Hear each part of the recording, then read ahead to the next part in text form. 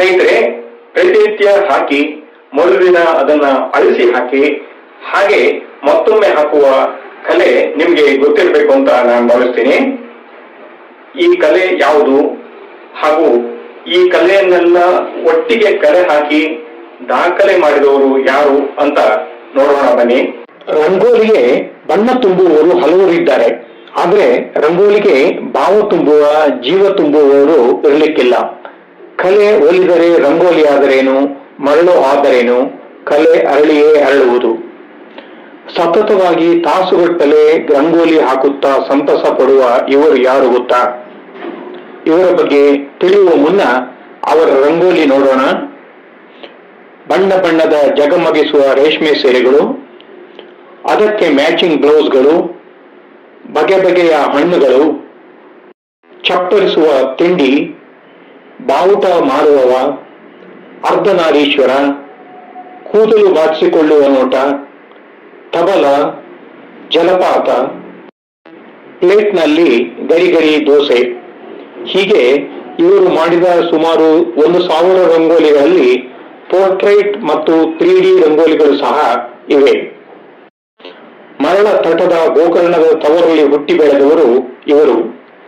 ಮಹಾಬಲೇಶ್ವರನ ದರ್ಶನಕ್ಕೆ ಬರುವವರು ದೇವಸ್ಥಾನದ ದಾರಿಯಲ್ಲಿ ಇವರ ಮನೆಯಂಗಳದಲ್ಲಿ ಹಾಕುತ್ತಿದ್ದ ಚುಕ್ಕಿ ರಂಗೋಲಿಗೆ ಮಾರು ದೂರದಿಂದ ಮಾರು ಹೋಗುತ್ತಿದ್ದರು.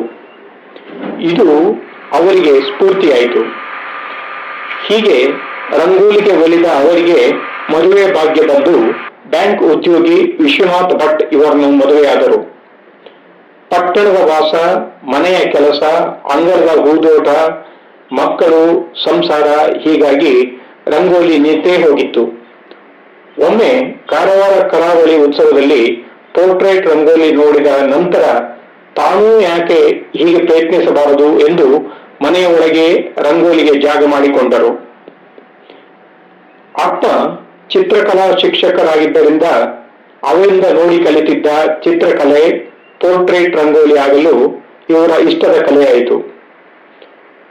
ಮೊದಲಿಗೆ ಹೂವು, ಚಿಟ್ಟೆ, ಹಣ್ಣು, ನಿಸರ್ಗ, ಜಲಪಾತ, ಬದುಕು, ತಿಂಡಿ ತಿನಿಸು, ದೇವರು, ಹೀಗೆ ಒಂದಿಲ್ಲೊಂದು ರಂಗೋಲಿ ಹಾಕುತ್ತಾ ಫೋಟೋ ತೆಗೆದು ಜಾಲತಾಣದಲ್ಲಿ ಹಾಕುತ್ತಾ ಹೋದರು.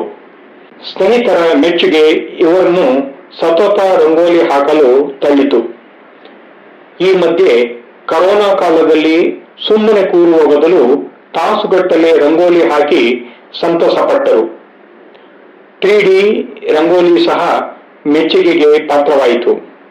ಸುಮಾರು 500ಕ್ಕೂ ಹೆಚ್ಚು 3D ರಂಗೋಲಿ ಹಾಕಿ ಅಳಿಸಿ ಮತ್ತೆ ಹಾಕಿ ಯಶಸ್ವಿಯಾದರು. ಇವರು ಹಾಕಿದ ರಂಗೋಲಿಯಲ್ಲಿ ಅಮ್ಮ, ಅಪ್ಪ, ಮಗ, ಹೆಸರಾಂತ ವ್ಯಕ್ತಿಗಳು ರಂಗೋಲಿಯಲ್ಲಿ ಅರಳಿದರು.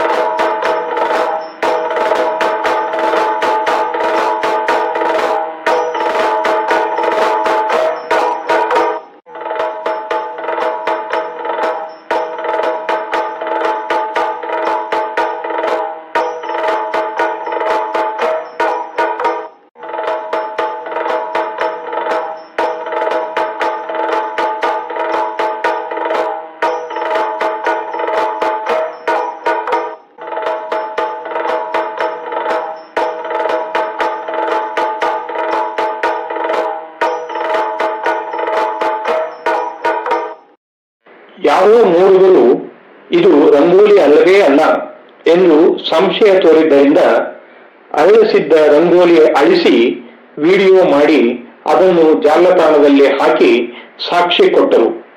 ಹೀಗಿದೆ ರಂಗೋಲಿ ಭಾಗ್ಯ ಒಲಿದ ಭಾಗ್ಯಲಕ್ಷ್ಮಿ ಅವರ ಸಾಧನೆ. ಮನೆಯಲ್ಲಿಯೇ ನಿತ್ಯ ರಂಗೋಲಿ ಅರಳಿಸಿ ಮೊಬೈಲ್ನಲ್ಲಿ ಕ್ಲಿಕ್ಕಿಸಿ ಉಳಿಸಿ ನಂತರ ಅದನ್ನು ಅಳಿಸಿ ಮರುದಿನ ಇನ್ನೊಂದು ರಂಗೋಲಿ ಅರಳಿಸಿ ಜನಪ್ರಿಯರಾದರು. ಈ ಪರಿ ಅವರಿಗೆ ಹಲವು ಸನ್ಮಾನಕ್ಕೆ ದಾರಿ ಮಾಡಿಕೊಟ್ಟಿತು.